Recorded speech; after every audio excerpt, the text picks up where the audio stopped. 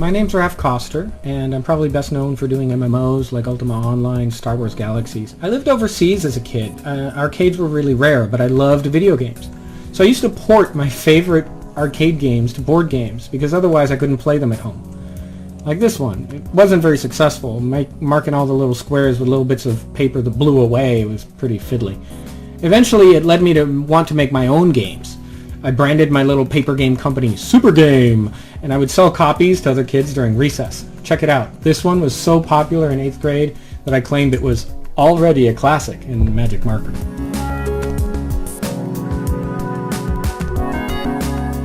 I got a chance to work on the first game I ever did professionally, which was Aladdin's Magic Carpet Ride, the virtual reality adventure, which got installed in Disneyland at the Starcade. And one of the biggest things that I learned out of that was the notion of indirect control.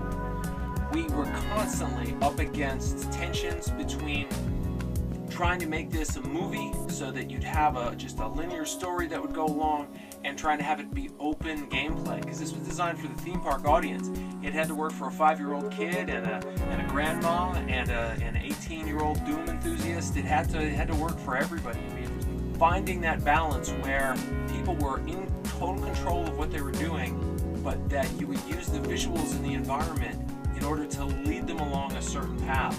Simple things like painting a red line on a floor in a certain room, or having an interesting character to follow that we could get people to reliably do every time they would play, so that even though they could do whatever they wanted, we could predict what they would do, and it would let us control the story.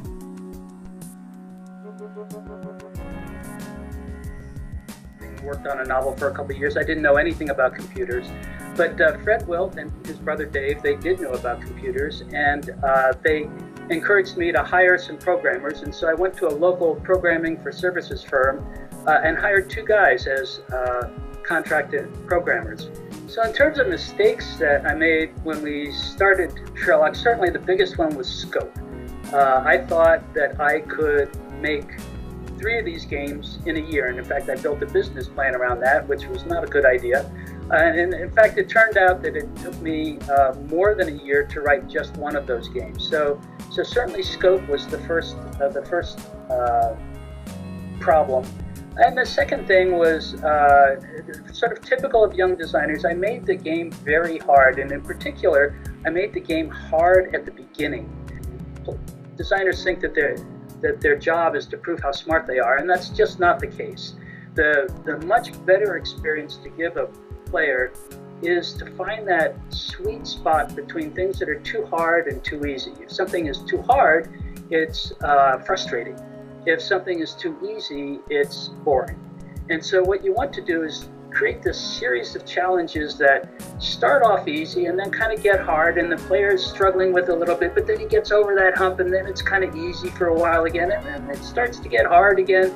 And finding that flow through the game is really what a designer's job is all about.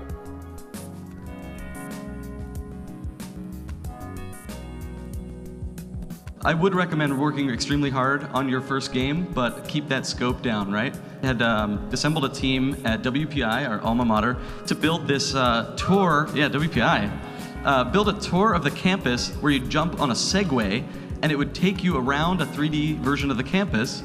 And so I was doing it as an Unreal 2004 mod. And this was my first experience in modding and game development, and I was building the vehicle, the actual Segway. And here's how it went down. So I walked up to my wonderful vehicle, ready to roll.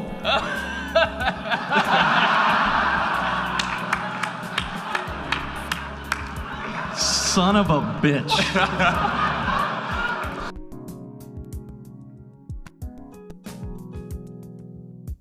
I saw an ad in the newspaper that was something like, "Want to make games?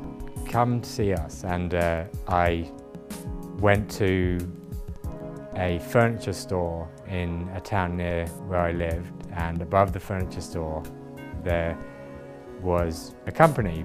I gave them this demo, and a couple of weeks later they said, "I'll come in for an interview." They didn't have a project for me, but they did have development hardware. they gave me the original course data for this driving game, and I wrote a new renderer for it. And another thing that everyone, I feel, who is successful shares are their ability to be able to roll up their sleeves and get in and solve a problem themselves. So they're not people who want to kind of work at this indirect, detached level all the time. They're willing to get in and actually get things done.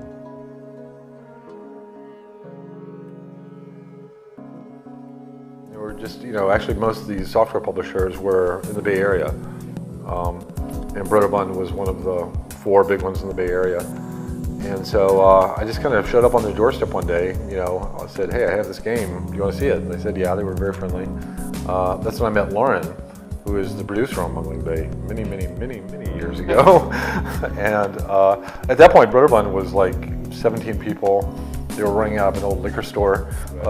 And I started just adding these features to it. And at the same time, we kind of made up this backstory. Broderbund wanted to kind of be a little bit more peaceful, so they didn't want us blowing up people, so they had to make up this backstory that these were robots. They had another game that was very popular back then on the Apple called Choplifter.